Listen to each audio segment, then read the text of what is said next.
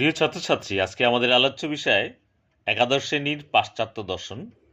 এই পাশ্চাত্য দর্শনের প্রথম চ্যাপ্টার দর্শনের স্বরূপ ও শাখাসমূহ। এই চ্যাপ্টারের যে গুরুত্বপূর্ণ প্রশ্নগুলি তোমরা পরীক্ষা দিতে যাওয়ার আগে একবার চোখ বুলিয়ে যাও। প্রথম প্রশ্ন, কোন গ্রিক দার্শনিক ফিলোসফার কথাটি প্রথম ব্যবহার করেছেন? সি নম্বর অপশন পিথাগোরাস। গ্রিক শব্দ ফিলোসের অর্থ সি নম্বর অপশন অনুরাগ। ফিলোসফি শব্দটি কোন দুটি শব্দ থেকে উদ্ভূত হয়েছে? ফিলোসফি ও সোফিয়া। গ্রিক শব্দ সোফিয়ার অর্থ জ্ঞান। ফিলোসফি শব্দের ব্যুৎপত্তিগত অর্থ জ্ঞানের প্রতি অনুরাগ। দর্শন শব্দটির ব্যুৎপত্তিগত অর্থ এ নম্বর অপশন সত্য উপলব্ধি। দর্শন হলো ভাষার সমালোচনা, উক্তিটি করেছেন এয়ার। দর্শন হলো জ্ঞান সম্পর্কিত বিজ্ঞান, এটি কার উক্তি? ডি নম্বর অপশন কান্ট। দর্শন হলো সকল বৈজ্ঞানিক জ্ঞানের সমষ্টি, পলসন। দর্শন হলো সম্পূর্ণ ঐক্যবদ্ধ জ্ঞান, কে বলছেন? স্পেন্সার। দর্শন হলো সকল বিজ্ঞানের সেরা বিজ্ঞান, কার বক্তব্য? Herbert Spencer. দর্শনের দৃষ্টিভঙ্গি সমন্বয়ী।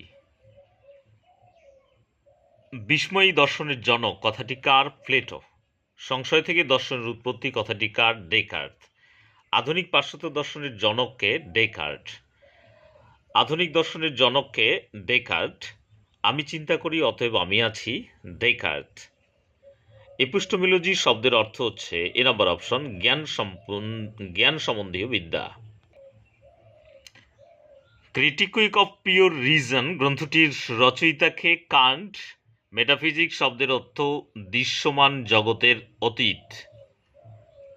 অধিবিদ্যার আলোচ্য বিষয় পরম তত্ত্ব। অধিবিদ্যাকে প্রথম দর্শন বলে আখ্যা দিয়েছেন অ্যারিস্টটল।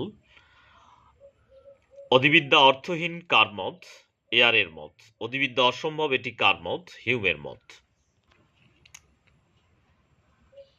চিন্তা সম্বন্ধীয় বিজ্ঞান কোনটি? সি নম্বর অপশন যুক্তিবিদ্যা। যুক্তিবিদ্যার আলোচ্য বিষয় অনুমান। দর্শনের যে শাখা যুক্তির বৈধতা অবৈধতা নিয়ে আলোচনা করে তার নাম তর্কবিদ্যা। এথিক্স শব্দের ব্যুৎপত্তিগত অর্থ মানুষের অভ্যাস ও রীতিনীতি সম্বন্ধীয় বিজ্ঞান। এটি কাজের ভালোত্ব বা মন্দত্ব দর্শনের যে শাখা বিচার করে তার নাম নীতিবিদ্যা। সমাজ দর্শনের আলোচ্য বিষয় এ নম্বর অপশন সামাজিক সংগঠন, আদর্শ, মূল্যবোধ। জ্ঞানবিদ্যার ইংরেজি প্রতিশব্দ, কিন্তু অধিবিদ্যার ইংরেজি প্রতিশব্দ উত্তর হচ্ছে ডি নম্বর অপশন এপিস্টেমোলজি ও মেটাফিজিক্স। মেটা শব্দের অর্থ এবং ফিজিক্স শব্দের অর্থ বি নম্বর অপশন অতিক্রান্ত দূরত্ব, পরিদৃশ্যমান জগৎ। পরের প্রশ্ন, নীতিবিদ্যার ইংরেজি প্রতিশব্দ কি আর যুক্তিবিদ্যার ইংরেজি প্রতিশব্দ কি?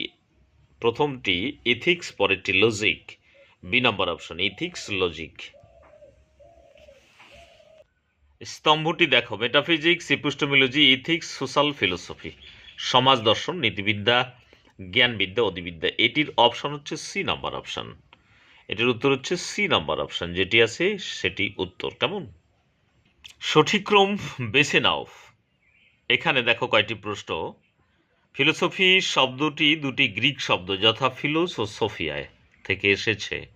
এটির অ্যান্সার হবে বি নম্বর অপশন। অ্যান্সার হচ্ছে বি নম্বর অপশন। 1, তারপর 3, তারপর 2, তারপরে 4।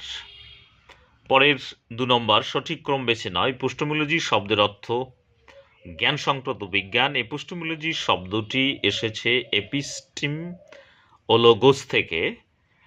3 নম্বর লোগোস থেকে, 4 নম্বর এপিস্টিম থেকে। উত্তরটা হচ্ছে এ নাম্বার অপশন। এ নাম্বার অপশন দেখো, প্রথমে 2, তারপরে 4, তারপরে 3, তারপরে 1। পরের প্রশ্নটি দেখো, বিবৃতির প্রশ্ন। বিবৃতি 1, বিবৃতি 2, বিবৃতি বি, এ এবং বি। এটার অ্যান্সার হচ্ছে ডি নম্বর অপশন। বিবৃতি এ এবং বিবৃতি বি উভয়ই সত্য। দেখো প্রশ্নটা আরেকটু ভালো করে দেখে নাও। উত্তরটা হচ্ছে ডি নম্বর অপশন। ফিলোসফি ও ফিলোস এবং সোফিয়া এই শব্দ দুটি এসেছে। ফিলোস শব্দের অর্থ জ্ঞানের প্রতি অনুরাগ। ডি নাম্বার অপশন এ এবং বি বিবৃতি উভয়ই সত্য। পরের প্রশ্নটি দেখো, এ নাম্বার দর্শন ভাষা সমালোচনা বলেছেন এয়ার, দর্শন হলো সকল বিজ্ঞানের সেরা বলেছেন কান্ট। এটির উত্তর হচ্ছে বিবৃতি এ সত্য, বিবৃতি বি মিথ্যা। এটি হচ্ছে অ্যান্সার। পরের প্রশ্ন, অধিবিদ্যা সম্ভব নয় বলেছেন হিউম কোথ। বি নম্বর, অধিবিদ্যা অজ্ঞাত অজ্ঞেয় বলেছেন স্পেন্সার হ্যামিল্টন। উত্তর হচ্ছে ডি নম্বর অপশন, বিবৃতি এ এবং বিবৃতি বি উভয়ই সত্য। তো এই ছিল আজকের প্রশ্ন। এই অধ্যায় থেকে তোমরা যদি এই প্রশ্নগুলি ভালো করে পড়ো তাহলে তোমরা এখান থেকে কত নম্বর প্রশ্ন কম পাবে? এখান থেকে তোমরা পাবে হচ্ছে 6 নম্বর প্রশ্ন। এই চ্যাপ্টার থেকে তোমাদের 6 নম্বর থাকবে। তো আজকে এ পর্যন্তই থাকলো, কেমন?